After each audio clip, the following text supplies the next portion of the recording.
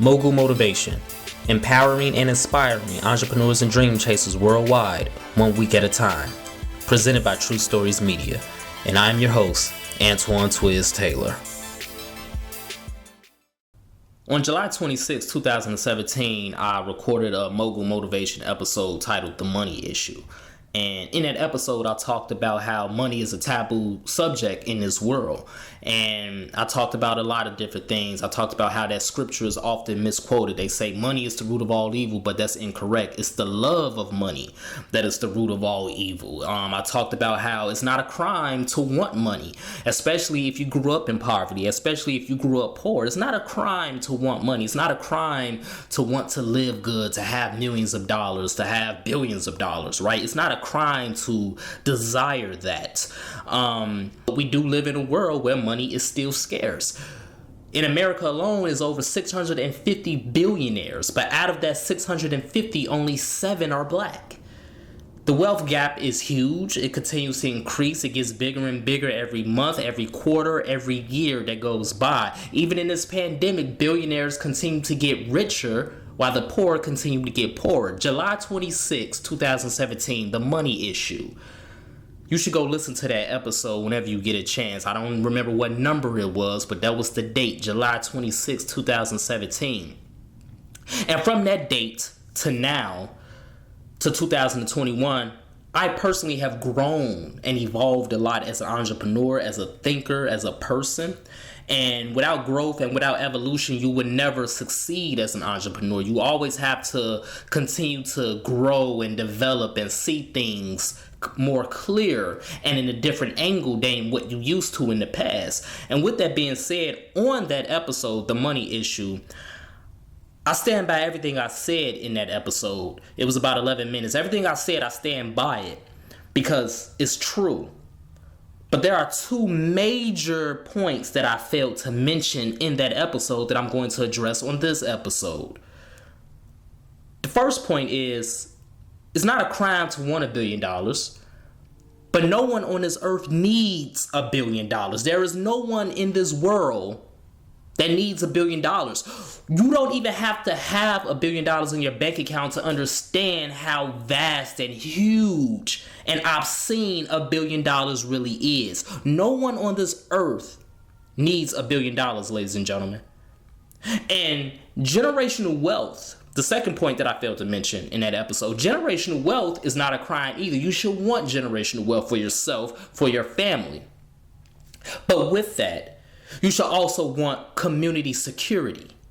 Because the only reason we want, desire, and need money is for security. You see, money is a man-made creation. George Washington, the slave owner, the very first president of this country, he's on the dollar bill. And then we put Ben Franklin, another founding father, on a $100 bill. And then we say which one has more or less value. Money is just a man-made creation. So why hoard it? Why hog it? Why only worry about self? No one needs $1 billion. Because when you die, you literally cannot take it with you. They're not going to bury it with you like you're some pharaoh in ancient Egypt. It's not going anywhere. So why not use that $1 billion if that's what you desire, if that's what you want, and if that's what you accumulate? Why not use $1 billion to build 1 billion bridges?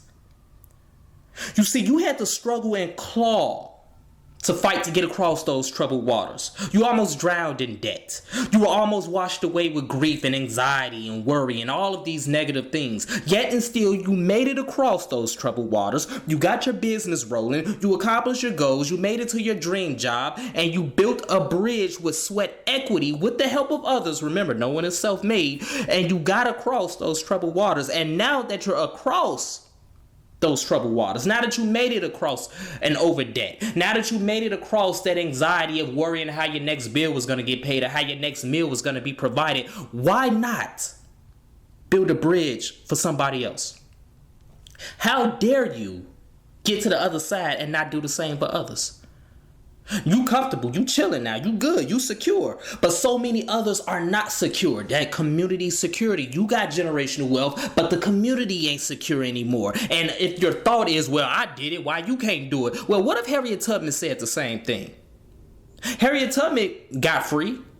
She made it north. She did it, so how come others can't do it? Harriet Tubman hated the institution of slavery more than she loved her personal freedom. Have I heard her say that? Nah. Is there writing to prove that? Nah, but her actions proved it. Why else would she go back time and time again, risking her life, her freedom? It's because her motivation was the fact she hated institutions of slavery far more than she loved her personal freedom, risking it all time and time again for other enslaved black folks, some who didn't even appreciate it, some who weren't in the best physical condition and slowed down the group, some who was so scared they risked going back and telling and threatening everybody else. She risked all of that, and she built those bridges for others because she hated the institution of slavery more than she loved her personal freedom, even though she made it out herself, even though she got rich herself, even though she made it out the hood herself. She hated it, and she went back and built more bridges. Hate is a very strong word. She hated slavery. Hate is a strong word, but it's fitting in this context because you have to hate those troubled waters that held you back. You have to hate it so much that you're going to build a bridge for others so they can get over it. You have to hate poverty with a passion. You have to hate predatory lending. You have to hate homelessness. You have to hate discrimination. You have to hate racism. You have to hate the fact that black women are mistreated and disregarded and paid less in the workplace. You have to hate unfair working conditions. You have to hate oppression and injustice of all kinds. You have to hate it, ladies and gentlemen.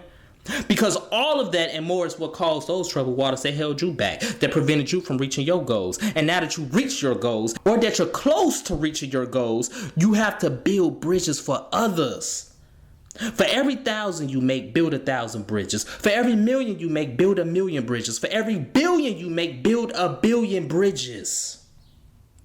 Money is crucial. It's critical. It's not the only way to build a bridge, though. The Golden Gate Bridge in San Francisco is different from those bridges in downtown Chicago. There are many different types of bridges that you can build. Giving someone your time, that's building a bridge. Giving someone some uplift, that's building a bridge. Giving someone some valuable information for free, that's building a bridge. Giving someone resources, giving someone time, giving someone appreciation, giving someone love, those are building bridges. Telling someone I believe in you, that's building a bridge. There are billions and billions of bridges we can build, ladies and gentlemen.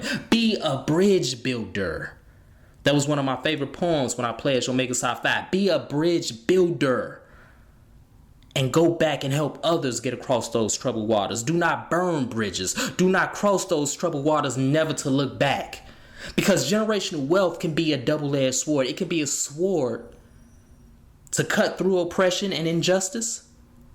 Or it can be a sword to continue to uphold that oppression, to uphold that injustice. Use your generational wealth that you built, that you created for yourself, for your family, for your loved ones, and use it to create community security. Are you going to save everyone? No, you're not. Harriet Tubman didn't free every slave. But what you're going to do, you're going to create an ecosystem, which is another Mogul Motivation episode. You see how all of these episodes are bridged together? What you're going to do is you're going to create an ecosystem of like-minded individuals who are going to build more bridges. So if you build 1,000,000,000 bridges, that person's going to build 1,000,000,000 bridges. Then that person's going to build 1,000,000,000 bridges. Then that person's going to build 1,000,000,000 bridges. Then all of these bridges are going to get everybody over these troubled waters. And then maybe one day, we will have that community security. But you reaching generational wealth is not a victory. It's good. It feels good that you're comfortable. It feels good that you made it. But it's not a victory. You just won the battle, but the war is still raging, ladies and gentlemen. So that's my message this morning. Let's continue to work. Let's continue to imagine reality. Be a bridge builder. Build 1,000,000,000 bridges. Money doesn't have to be involved in every bridge. But your time, your efforts, your love, your genuine guidance can build bridges too. If this podcast has benefited you in any way, shape, or form, I ask for 2 things as always. Number 1, leave a 5-star review. And number 2, pass it on to a friend who may benefit from it as well. Have a great day, everyone. I'll talk to you next week.